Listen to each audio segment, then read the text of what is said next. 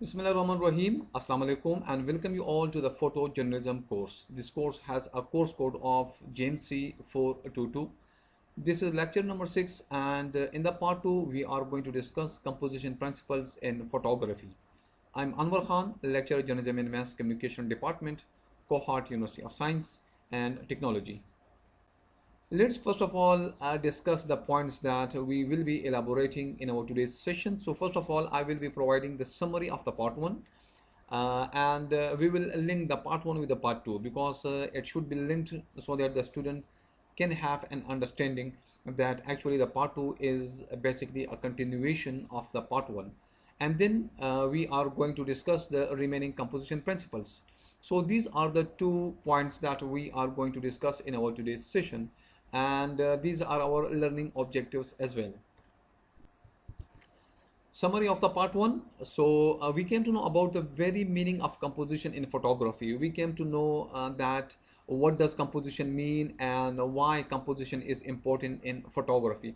Then also we discussed the very meaning of composition in other fields, and we came to know that the concept of composition is not only used in the photography, but it is equally used in other fields like sculpture making, like drawing, painting, videography, filmmaking, documentary making, and other fields as well.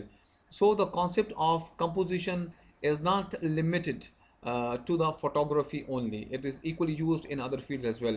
And then at the end of the session, we discussed a few composition principles like rule of third, and then we discussed leading lines. So these were the 2 composition principles that we discussed in the part 1, and in the part 2 we are going to discuss other composition principles.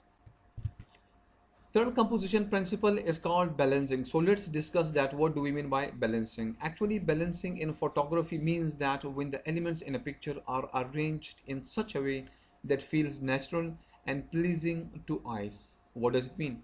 It means that when you are taking a picture, then at that time you are to arrange the elements right in such a way that it looks natural and pleasing to eyes. Well, sometimes it happens that when we take a picture, then it gives a very natural look, and people admire it, and people appreciate it, that these pictures are very brilliant. We may feel it, we may not feel it, but it is just because of the elements in the picture that are arranged in a very well ordered, right? And that is the reason that we say that balance is an important concept for achieving photos which feel well composed and visually appealing, right? So balancing is another very important concept in composition principles. So what is example of balancing composition principle? Look at this picture carefully and you will come to know that we have got 2 subjects over here. One is the iron post, while the second one is in the form of the building. So can you tell me that which one is the main subject in this picture? Yes, this iron post is the main subject, right? And we have also introduced the building over here. So the reason of introducing the building over here is just to create natural effect in the picture. So how to create, or we can say that how this picture is creating natural effect. So it is creating natural and pleasing effect because that if we did not introduce the building over here, what we have got over here is the empty space over here, right? So this space would be empty space, right? And this space then we would call as the negative space, and it wouldn't have this picture would have seen very bad because our main subject would be in the corner or according to the rule of the third, and then this negative space. So what happened that in order to balance this very picture, we have introduced the building over here so that this negative space over here can be covered with the help of this building. Okay, see another example of the balancing principle. So this very statue is balanced, and can you guess that how this statue is balanced? Yes, this statue is actually balanced with the help of this shadow. I mean, it is very interesting that this statue is balanced with the help of this very statue. So we came to know that balancing is an important principle or guideline in the composition. If you are taking your photos or you are recording your movie, documentary, drama, whatever it is. So balancing is also another important principle. Number four, composition principle is called background, and background is another very important composition principle that we give very less attention while taking photos, and that is the reason that most of our pictures are not well defined and well structured. Well, what happens that while taking picture, background must be taken into consideration, and if we do not take background into consideration, what will happen that our photos they would be spoiled. So what happens that with suitable background we will have appealing pictures. Well, surely it is very simple that if you have well organized background for your pictures, then those pictures will be appreciated by the people. And with poor backgrounds, with bad backgrounds, surely people are not going to appreciate your pictures. Look at the example of the good backgrounds. This is a lovely background where we find the screen, where we find plants, again plants over here, we find the chairs which are arranged in a very good order, and we have the table over here, again we have the chairs over here. So the background is very beautiful. It's not something that which is distracting our attention, right? And it is a very good background. Look at another example of the good background where we can see some children who are running and playing in the garden, and the background is very beautiful because there is no distraction in the background.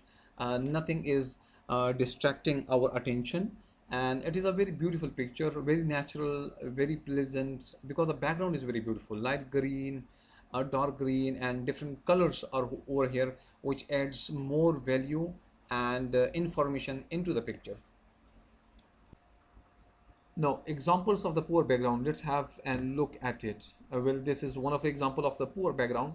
We see, and this is the mistake which we usually make, that when we ask the subject to stand, and we do not give attention to the pillar, and it seems that the pillar is coming out of his head, and this is what is the mistake which we make in the background, right? And another bad background, we can see that the child is standing, and it seems that the branches are coming out of his head and of his body. I mean, this is absolutely a poor background, and such pictures or such images, they are not well appreciated, right? Look at this picture again, a poor and bad background, so where the pillar again is coming out of his head. And this one will just we say that it is a good background, although the light is very much it is too overexposed picture, but over here we are not talking about the exposure, we are talking about the background. So the background is fine, there is no distraction in the background, so which creates unpleasant effect in the picture. So we came to know about that sometimes the background is very good, and sometimes we do not give attention to the background, and due to which our images and pictures they are spoiled. Background can be tricky, and truly it is, because it is the background which gives value, adds value into the picture. Look at this picture right carefully. uh, the photographer intentionally has taken this very picture, and with the purpose so that he or she can tell to the people of the world that the war zone areas, they are not normal areas. The people living in the areas, the children, the grown-ups, their future, their education, their life, everything is at risk. All right. So what happened that the photographer just want to record the miseries and troubles of the war zone areas and show it to the rest of the people. And so it is necessary to keep in mind that the background should be according to the message or the objective what you want to deliver to the people. Fine. Okay, then we have depth composition principle. What do we mean by depth? Depth in in photography actually adds more detail and information in the picture, and it is true because it is the depth which brings more detail, more information in the picture, and this depth can be achieved by including foreground, middle ground, and background in the picture. So, what is the example? This is the example. Look at this picture very carefully. because this picture can be divided in three parts. We have the foreground, we have the middle ground, this one, and we have the background. So it means that having foreground, middle ground, and background, it means that we have lots and lots of information in this very image, right? And what happens that all the layers, I mean foreground, background, and middle ground, all of them, they are in focused. Okay, look at this example of the depth. In this picture, what happened that we do have the foreground, right? We do have the middle ground, this one, and we do have the background. But the middle ground and the background, they are blurred, right? And the foreground is in focus. It is just because that our attention should be upon the foreground, because this is what the photographer wants us to see and to observe, right? Because in this picture he has blurred the middle ground and the background. Cropping, which is another important composition principle, and the meaning of the cropping is that sometimes it happens that our picture lacks value and impact, and it is because of the fact that our picture or our main subject is so small that is lost in other items in the picture. I mean, the items are several items are there in the picture, and our main subject, our main character is lost in the picture. So what do we do is that we apply and follow the technique of the cropping, and this cropping then eliminate our background noise, and then our whole attention, the viewer's attention, is upon the main subject, right? And look at the example of the cropping, and this example is, I hope, that self-explanatory, and I can say that this is the main subject in this picture, and other images or other items, they are blurred. And what happened that it has been cropped so that the viewer's attention and focus is upon this very subject, right? So cropping is another very important composition principle. Another composition principle, which is called frame within a frame, and the photographer has framed this very area, the nature and the buildings, in this very frame. So we have two frames, one is this one and one is this one, and it creates very pleasant and very natural effect in it, because it is not a routine picture, and that is the reason that it attracts people towards itself. Let's have another example, and we can see that this frame has been enclosed in this very frame. So again, it is a very beautiful picture in which the natural scenery has been framed in this very frame by the photographer. Another example of the frame within a frame, and this example is absolutely different than the previously discussed examples, because over here the frame is natural, and this frame is in the form of the leaves, like see and observe this one, that these are the leaves, the branches and the leaves, they are making the frame, and this one is one frame, and we have this one, another frame. So the simple concept is that the shape and structure of the frame can change. Another composition principle is called symmetry, and symmetry is another powerful tool to create attractive pictures. And remember that the professional and expert photographers use symmetry very effectively because they know how to use symmetry. So the easiest way to describe symmetry in photography composition is that if you were to fold a symmetrical photograph in half, you would have two identical photos. I hope that this is very simple and understandable. We can say that we have symmetry in a photograph if you fold a picture in half and you have two identical photos. So it means that you have symmetry in your picture. So this picture is an example of the symmetry composition principle. We can say that if you fold this very picture in half, so you will develop two identical parts, right? And one part will be this one, this very area, and another part will be this very area. So both of them, they are same. So it means that this picture has a, look at this picture carefully. If you fold again this very picture in half, like over here, so one part will be this one that you will develop, and another part will be this one that you will develop, and both these parts would look identical. So it means that we have symmetry in this very picture. Another composition principle is called pattern, and patterns are present all around us, both in nature and in man-made. And these are actually the structures which gives shape, which gives rhythm, and brings harmony in our picture. I mean, when you are focusing upon the pattern, then what happens that it brings harmony, rhythm, and beauty in your pictures.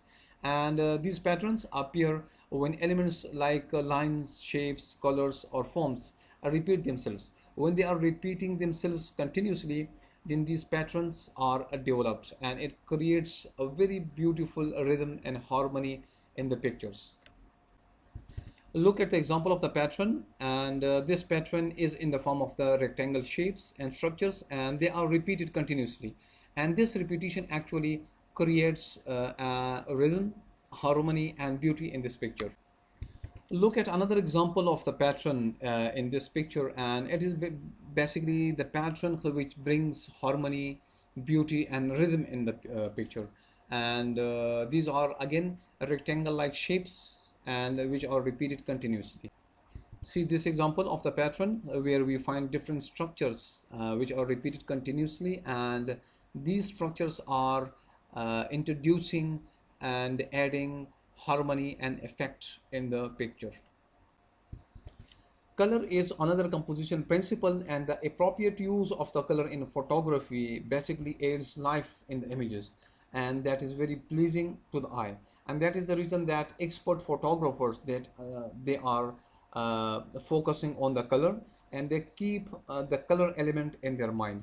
And what happens that when you are capturing appropriate colors, when you are bringing appropriate colors in the pictures, so those pictures which you produce, they are fantastic, and you will be proud of your pictures, because those pictures they will determine your value, that will determine your expertise.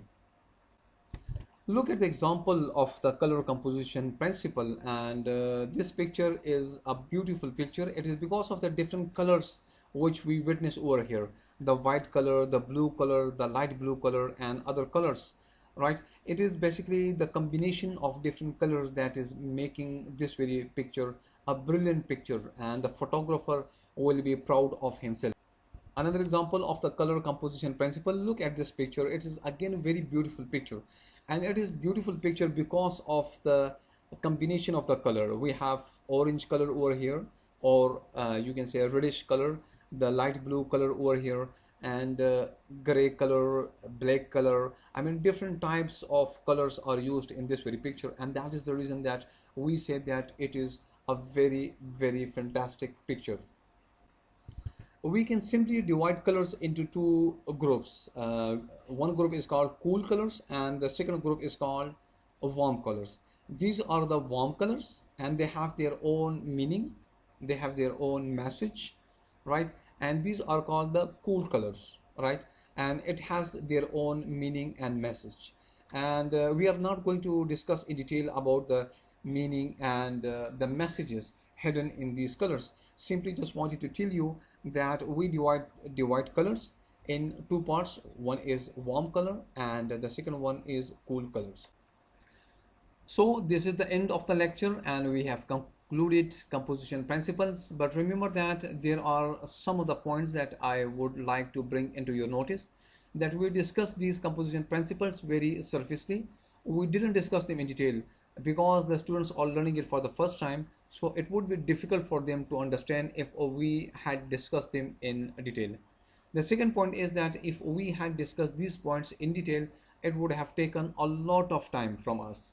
And the third point is that these are a few of the composition principles. There are numerous other composition principles, right? And we are not in a position to discuss all of them in detail. These are few of the composition principles that we have discussed, and I hope that it would be easy for you people to understand. Let me revise again that what we discussed in composition principle, we came to know about the composition meaning, or we came to know about the meaning of composition in photography. We came to know about the meaning of composition in other fields. Similarly, then we discussed composition principles and along with examples. I hope that it would be easy for you people to understand. If you have any problem, please ask me. Paste your comment or question in the comment box, and I will be there to answer it. See you in the next lecture. Till that, take care of yourself. Allah Hafiz.